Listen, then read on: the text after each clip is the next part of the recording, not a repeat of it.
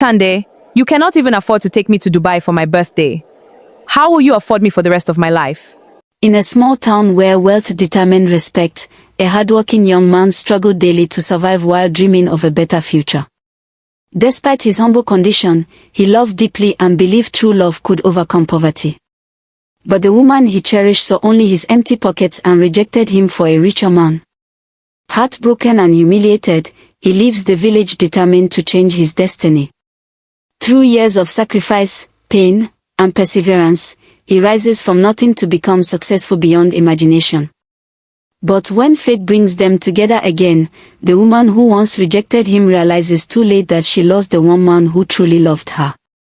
Now she must face the painful consequences of choosing wealth over character in this emotional African folktale filled with love, betrayal, ambition, regret, and redemption. The rain came down on Lagos like a chorus that had been waiting too long to begin. It struck the rusted zinc roofs of Mushin and slid down the polished glass towers of Victoria Island with the same indifferent hand, washing the markets clean and the gutters full. On nights like this, the old women said, the city remembered itself. The city remembered everyone. In a small flat above a tailor's shop on a narrow street in Suralere, a young man named Ton Adebayo sat at a wooden table that wobbled when he wrote. His shirt was clean but worn at the collar. His notebook was thin but the figures inside it were careful, precise, the work of a man who counted every naira twice because he had to. A single bulb hung above his head, swinging slightly each time a downfall bus rattled past on the road below. Across the city, in a duplex on a quiet street in Lekki, a young woman named Adesuwa Akinola was laughing at something her friends had said. The laughter was bright and a little too loud, the way laughter sometimes is when the person laughing is trying to convince herself that she is happy. On the table before her sat a phone that had been buzzing for 3 days with messages she would not answer. The messages were from Tond. She had been the one to end it. She had been the one to look at him across a small table at a small restaurant on Allen Avenue and say the words that would follow her for years. He had taken it the way he took most things, quietly, without raising his voice, without begging. He had only nodded once, set down the small ring he had brought, and walked out into the night. The ring was not expensive. He had saved for 6 months to buy it. This is the story of what they each did with what came after. It is not a story of revenge, because revenge is loud, and the truest reckonings are always quiet. It is the story of a man who chose to build, and a woman who chose to chase, and the years that taught them both what they had refused to understand. Listen well. The rain is still falling. The words on Allen Avenue. Oaroti ekeo boso, keo ledi oven. A word that is not spoken cannot become law. Ton had rehearsed the proposal for 2 weeks. He had not rehearsed the rejection. They met at Mama Cass on Allen Avenue, in Ikeja, because it was the kind of place Adesuwa said she did not mind, which was the closest she came to choosing it herself. She had grown up in a house where the cars were imported and the holidays were taken in London, and she had a way of looking at restaurants as though she were doing them a small favor by entering. Tond, who had grown up in a 2-room flat in Aguda with a mother who sold soft drinks from a cooler, did not notice this look in her, or chose not to. He loved her, and love is sometimes a kind of blindness that the lover wears willingly. He had brought the ring in his pocket, wrapped in a small square of tissue paper because he had not been able to afford the velvet box.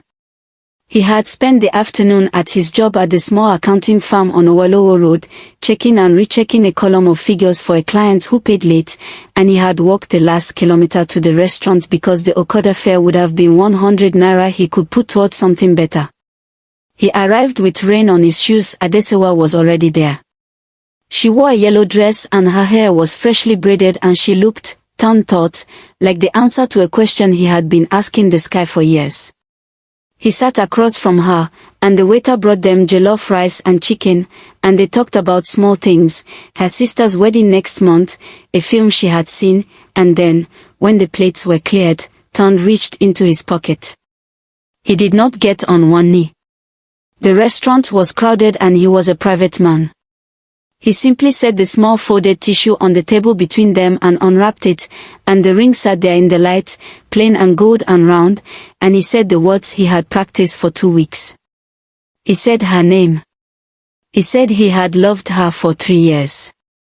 He said he wanted to build a life with her, slowly, and that he was asking her now because he believed in starting before you were ready, because no one was ever ready, and that he would walk, and he would not stop walking, and one day they would look back at this small ring and laugh. Adesewa looked at the ring. She looked at him. And then she did something that Ton would replay in his head for many years afterward. She laughed. It was not a cruel laugh. That was the strange part. It was a small, embarrassed, almost apologetic laugh, the laugh of a woman who has been put in a position she did not expect and does not know how to escape gracefully. She closed her hand over the ring as though to hide it, and she said, quietly, that she was sorry. She said she cared about him. She said he was a good man. And then she said the sentence that would sit in him like a small, hot stone for years. Ton, you cannot even afford to take me to Dubai for my birthday. How will you afford me for the rest of my life? He did not answer. He took the ring back. He folded the tissue around it carefully, as though it was something delicate that he did not want to bruise. He paid for the meal. He walked her to her car, because he had been raised by his mother and his mother had raised a man who walked women to their cars. And then he walked home in the rain, the ring in his pocket, his shoes making small wet sounds against the pavement, and he did not cry, because crying was not the thing he needed. What he needed was to be quiet for a long time, and to think the long quiet.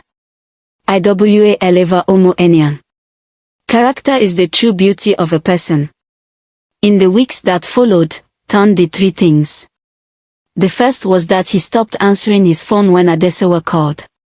She called on the 3rd day, and the 5th, and the 9th, and she sent long messages in the small hours of the morning that said she had been thinking and perhaps she had spoken too quickly. She did not say she had been wrong. She said she had spoken too quickly. There is a difference, and Ton noticed it. He read each message once, and he did not reply. The second was that he sat down at his wobbling table and wrote out, in his careful accountant's hand, every naira he earned and every naira he spent.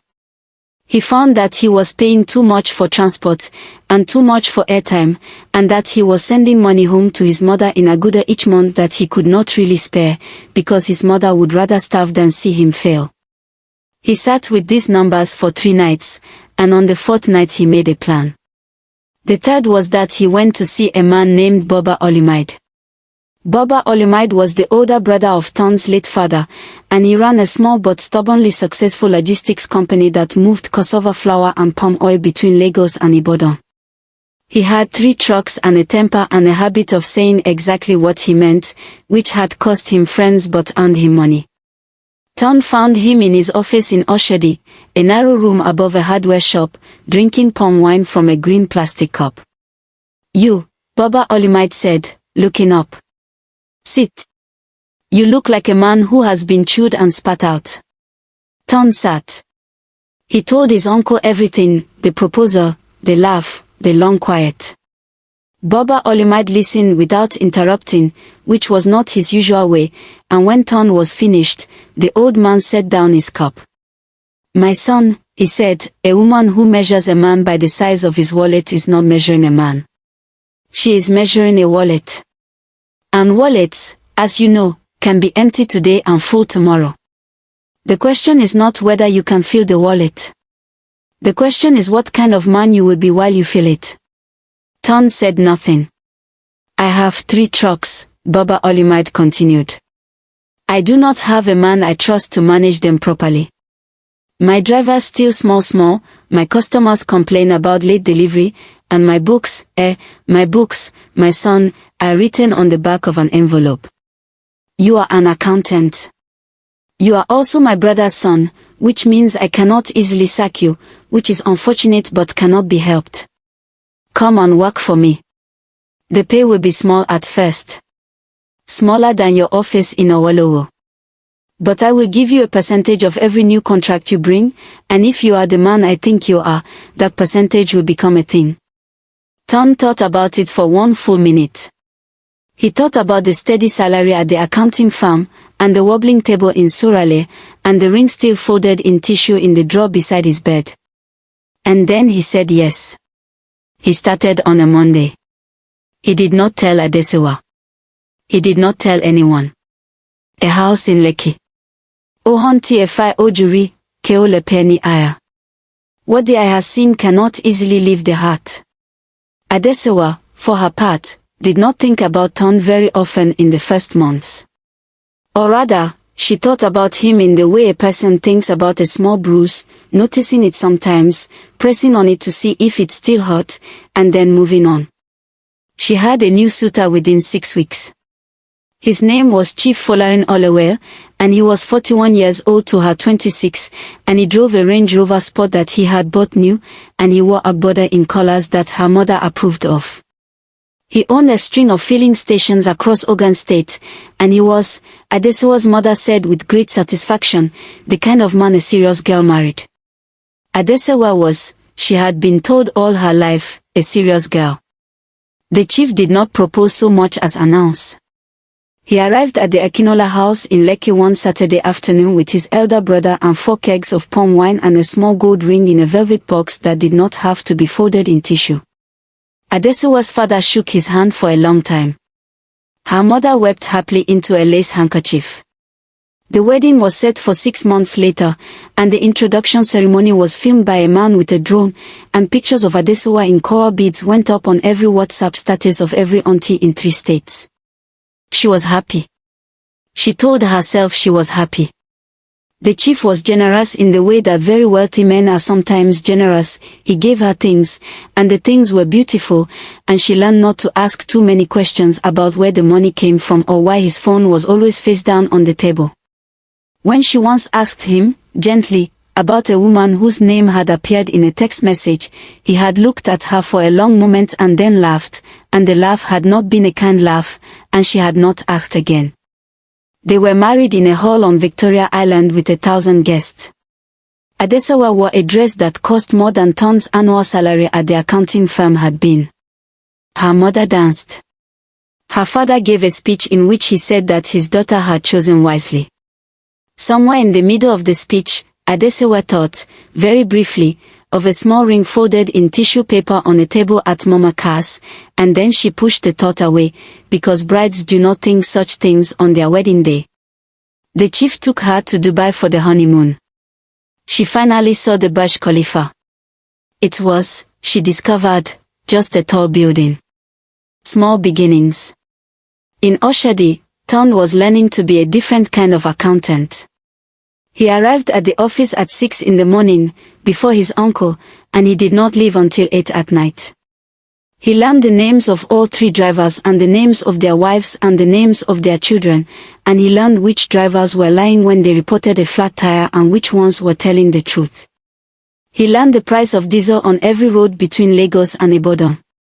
He learned how to read a contract written by a man who was trying to cheat you and how to write one that left no room for him to try. In his first 3 months, he found 17 places where the company was bleeding money, small leaks, the kind no one notices until they have drowned the boat. He plugged them one by one. Baba Olumide did not say anything for the first month, because Baba Olumide was not a man who praised easily, but at the end of the second month he came into the small office where Tom worked and set a brown envelope on the desk and walked out without speaking. Inside the envelope was a bonus of 200,000 naira. Tom did not spend it. He put it in a savings account at GT Bank, and he started another envelope of his own. By the end of the first year, the company had 5 trucks. By the end of the second year, it had 9. Tom had brought in 3 new contracts, one with a flour mill in Opopo, one with a palm oil distributor in Ibadan, and one, the biggest, with a beverage company that needed reliable delivery into the north. His percentage, that small thing Baba Olumide had promised, had become a thing indeed. He moved out of the flat above the tailor's shop in Suralea. He did not move to Lekki, because Lekki still tasted of yellow dresses and small laughs. He moved instead to a quiet two-bedroom in Magodo, where the streets were tree-lined and the neighbors minded their business. He bought a used Toyota Camry, because he did not want a new car. He bought his mother a small house in Aguda, with a proper kitchen and tiled floors and a generator that did not break down every other week, and she wept when she saw it and called him by the name his late father used to call him, and he held her for a long time without saying anything. He still had the ring. It was still in the drawer beside his bed. He had not been able to throw it away, and he had not been able to give it to anyone else, and so it sat there, the way certain memories sit in certain rooms, waiting to be moved or accepted. He did not date for a long time. When he finally did, 2 years after the night at Mama Cass, it was a woman named Fonmeleo, who taught literature at the University of Lagos and laughed in a way that had nothing to do with Adesowa's laugh. Fonmeleo was not interested in his car or his house. She was interested in whether he had read the new novel by the writer from Abeokuta. He had not. He bought it the next day. What the house held. Inyo a loti nje ipra loti de od. It is inside the house that one applies the ointment that shows outside. It is necessary, here, to say what was happening inside the gates of the chief's house in Banana Island. From the outside, everything was as it should be. There were photographs on Instagram. There were trips, Mauritius, Cape Town, Paris in the spring. There were 2 children, a boy and a girl, who attended a school where the fees were quoted in dollars. Adesowa's mother told everyone she met that her daughter had married well, and Adesowa, when she came home for visits, smiled in the right places and said the right things and ate small portions and laughed at the right jokes. Inside the gates, the air was different. The chief was not a violent man, not in the way men in the stories are violent. He had never raised his hand to her. What he raised, instead, was a war, a quiet, patient war, built one small dismissal at a time. He did not consult her on anything. He decided where the children would go to school and informed her afterward. He decided which of her friends were appropriate and which were not. He decided which dresses she wore to his functions, and when she once chose her own, he had looked at her across the dinner table and said, mildly, that she looked like a market woman, and she had gone upstairs and changed. There were other women.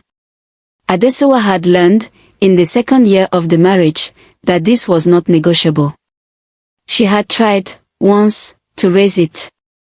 The chief had looked at her with something close to pity and had said that she was being naive, and that wives who made noise about such things ended up with nothing, and that he expected her to be sensible. She had been sensible. She had stopped asking. There was a girl named Busy who came to clean the house 3 times a week, and Adesowa had begun, slowly, to suspect that Busy was not only cleaning the house.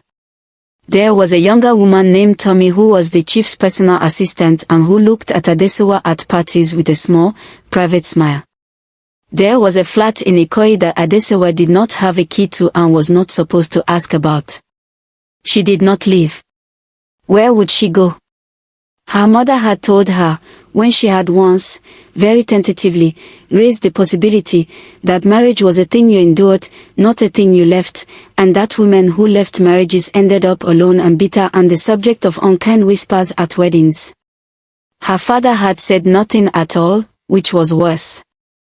Her friends, the ones from her single days, had drifted, because the chief did not like them, and Adesowa had let them drift, because it was easier than fighting. She was 29 years old. She was, she sometimes thought when she could not sleep, already a kind of widow. It was on one such sleepless night, scrolling through Instagram on her phone in the dark of the marital bedroom while the chief snored beside her, that she first saw the photograph. It was a photograph from a business magazine, a profile piece, the kind they did. A young man in a well-cut suit, standing in front of a row of trucks, his arms folded, his expression serious but not unkind. The caption underneath read, Ton Adebayo, 31, Managing Director of Adebayo Logistics, on building Nigeria's fastest growing transport firm. Adesewa stared at the photograph for a long time. The chief's nod on. Outside, in the dark, a generator hummed. She did not cry. She had stopped crying about most things a long time ago. But she sat up in bed, slowly, and she looked at the photograph again, and she thought, for the first time in 5 years, of a small ring folded in tissue paper, and of a question she had asked at Mama Cass on Allen Avenue, and of the laugh she had laughed, and she understood, with a clarity that arrived like a cold wind through a window left open by mistake, exactly what she had done, the reunion. Bieboferan Omo, Keoni Jeiki Ogbagbi Bobbery. If we love the child, it should not make us forget the father. They met again, as such things often happen, by accident. It was at a charity gala at the Eco Hotel, one of those evenings where the ceiling was hung with crystal and the silent auction item started at 2 million naira.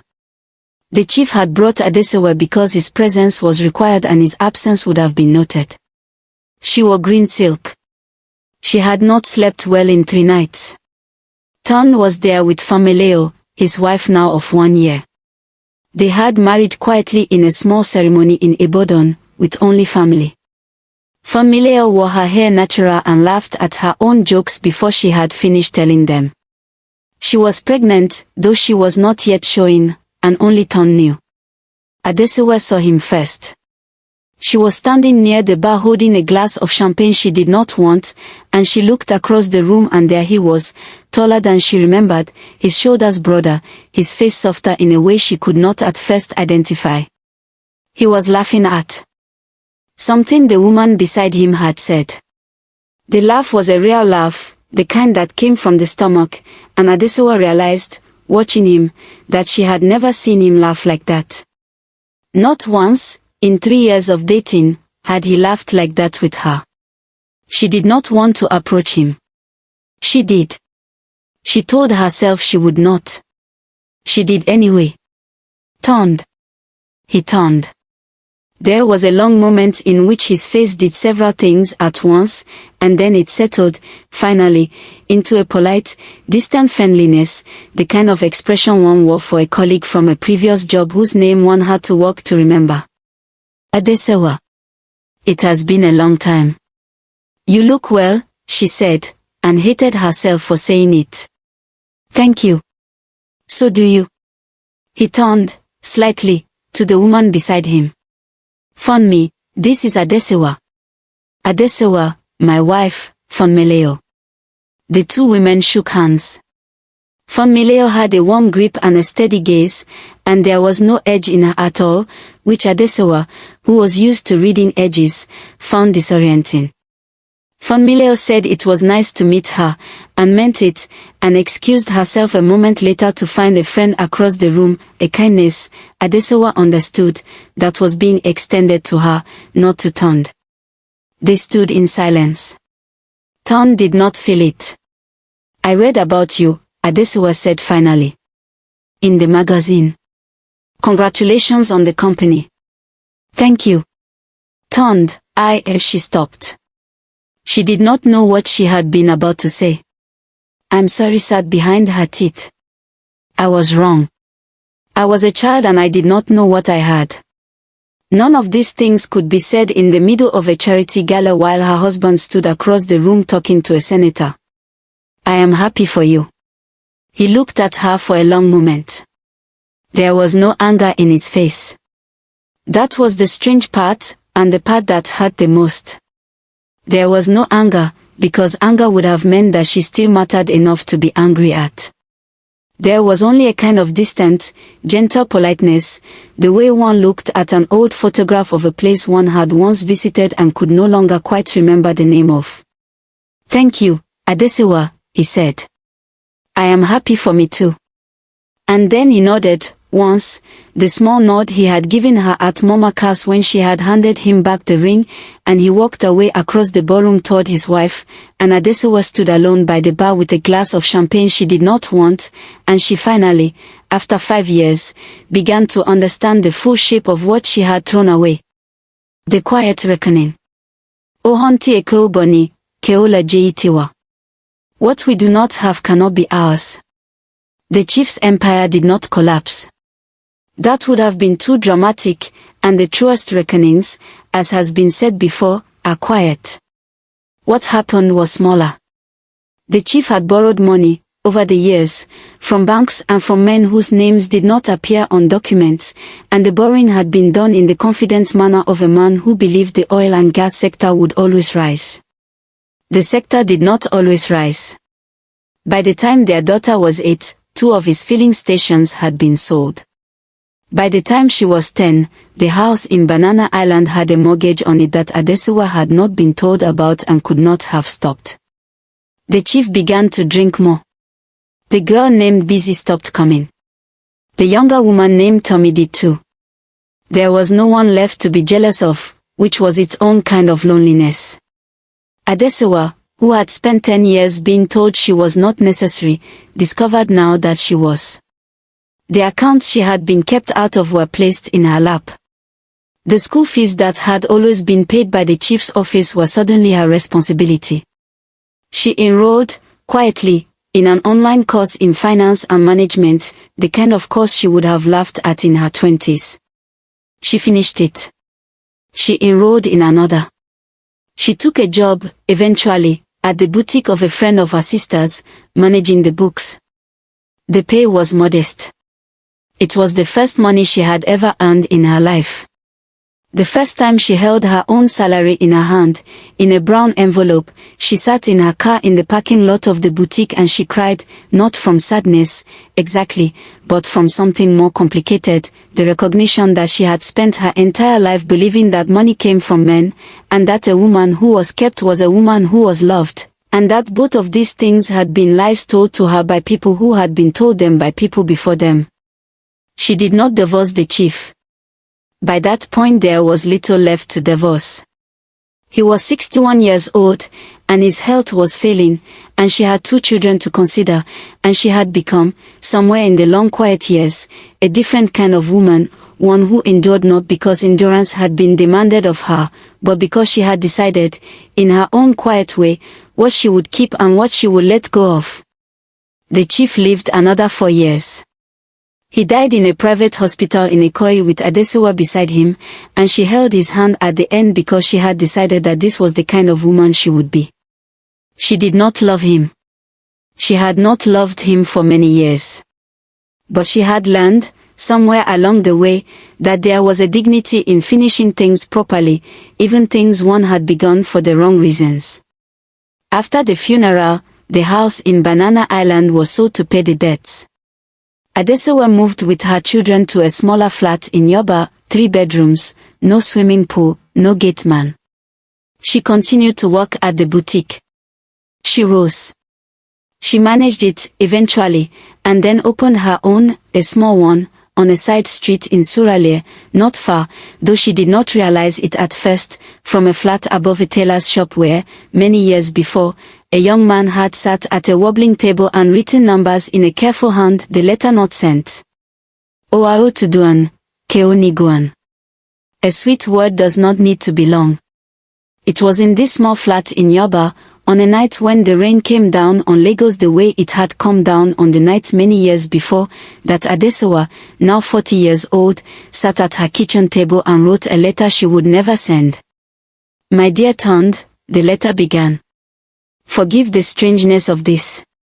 I know you will not read it, because I will not send it, because you have a wife and children and a life that does not require my words inside it. I am writing this because I have learned, late, that there are things we owe to ourselves even when we cannot send them to anyone else. I was 26 years old when you asked me to marry you. I was a girl. I believed many things that were not true. I believed that the man I married would be the measure of what I was worth, and so I chose the man who looked the most expensive, because I confused expense with worth. I was wrong, and I have been paying for that wrongness in small daily installments for 15 years, and I will probably pay for it in some smaller way for the rest of my life, and I have made my peace with that, mostly. I want you to know that I have read about your children. I have seen, occasionally, in passing, photographs of your wife. She has a good face. I am not writing to you with regret in the dramatic sense. I do not lie awake imagining the life we might have had, because I know now that the life we might have had would have ended too, because I was not the woman then who could have built it with you. The woman who could have built it with you was a woman I had to become alone, and I have only just, now, in this flat, in this rain, become her. I am sorry. Not for the loss of you, you were not mine to lose, in the end, but for the laugh. I have thought about that laugh for 15 years. It was the smallest cruelty, and I did not even know I was being cruel, which I think is the worst kind. I did not see you. You were sitting across the table from me and you had walked through rain to bring me a ring, and I did not see you. I saw only the size of the ring. I see you now, though you are not here to be seen. I see the man my mother told me not to choose. I see what he built. I see what I was too foolish to recognize, and I see, finally, that the foolishness was not about money. It was about a way of looking at people. I have spent a long time learning to look at people differently. My children are well. My daughter is 12 and reads everything she can find. I will teach her, when she is old enough, to choose a husband by the quality of his quiet, not the noise of his car. I will teach her to walk through rain. I will teach her that a man who saves for 6 months to buy a small gold ring is offering her something larger than a man who buys her a Range Rover with money he did not earn.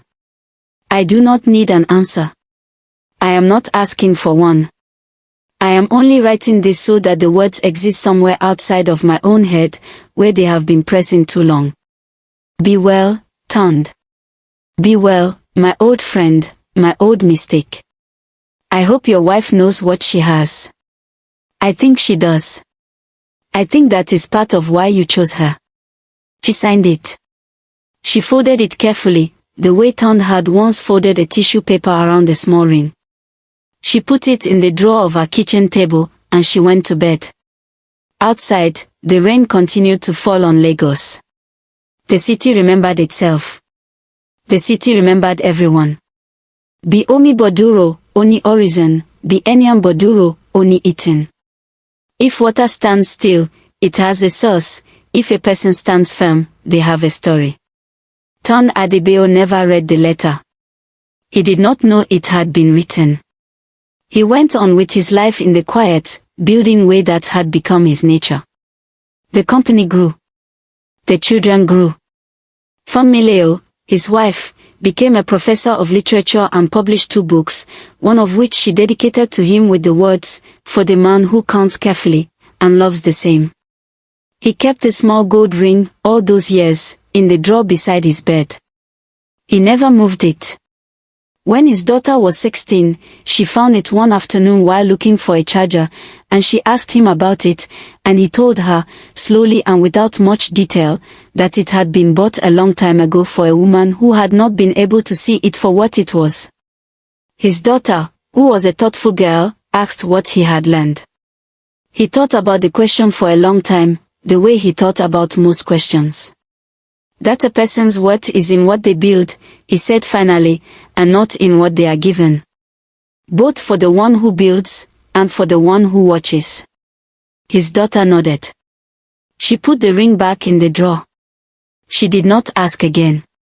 Adesewa, in her shop in Suralere, lived a life that was smaller and quieter and, in the end, more her own than any life she had lived before. She raised her children well. She did not remarry. She kept the letter she had never sent in the drawer of her kitchen table for many years, and once, when she was almost 50, she took it out and read it again, and she found that she still agreed with everything it said, and she put it back in the drawer.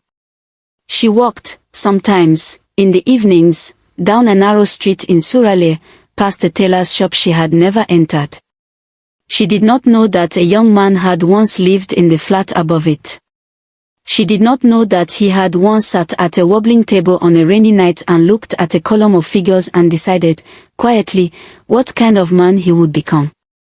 She only walked past, in the evenings, and the rain came down sometimes, and the city remembered.